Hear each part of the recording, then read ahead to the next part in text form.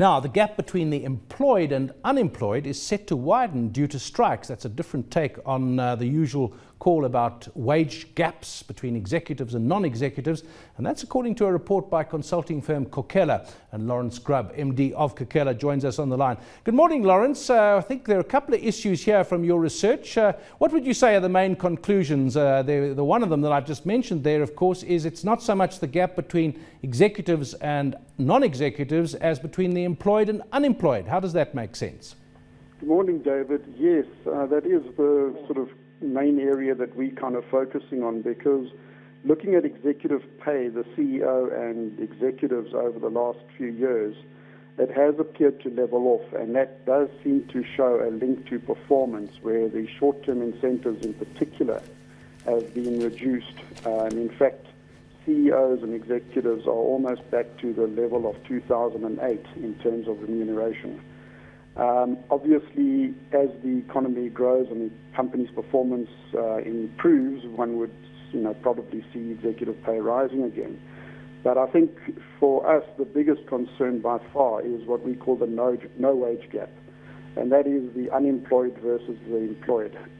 I think even lowest paid workers in South Africa are reasonably well off against many other low wage earners in other countries.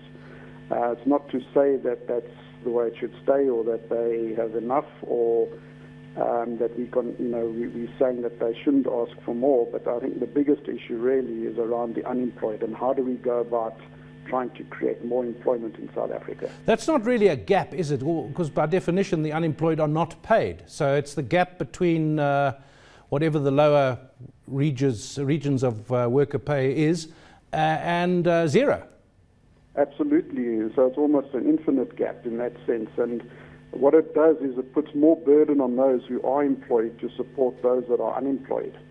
And, there is no real voice shouting for the unemployed. We have COSATU and unions shouting for the employed.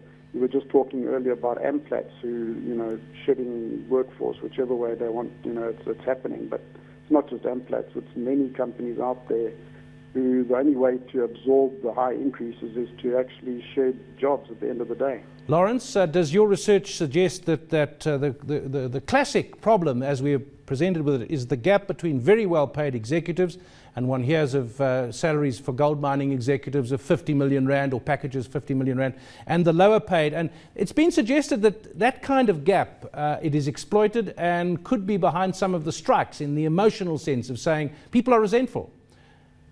Yes, that could be the case, and one can understand that, but one also has to look at South Africa's top executives in terms of global earnings and potential out there. And now it's not only just global, but a lot of countries in Africa are also growing in terms of their economy and their companies that are developing. And South African executives are, in demand because they have proved to be successful globally. So one mustn't be complacent and just think that there's no other place for executives to go. And we would rather have maybe some slightly overpaid executives who are successfully growing the economies and companies and the smaller companies that feed them, than having underpaid sort of mediocre executives where they're shedding jobs all the time. Yep. Thanks to Laurence Grubb, MD of Khokhela, for joining us.